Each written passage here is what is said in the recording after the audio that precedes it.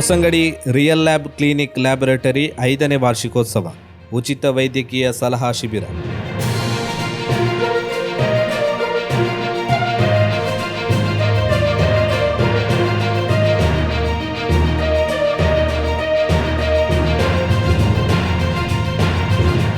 ಹೊಸಂಗಡಿಯ real lab clinic ಲ್ಯಾಬೊರೇಟರಿಯ 5ನೇ ವಾರ್ಷಿಕೋತ್ಸವದ ಅಂಗವಾಗಿ ಉಚಿತ ವೈದ್ಯಕೀಯ ಸಲಹಾ ಶಿಬಿರವನ್ನು ಆಯೋಜಿಸಲಾಗಿದೆ.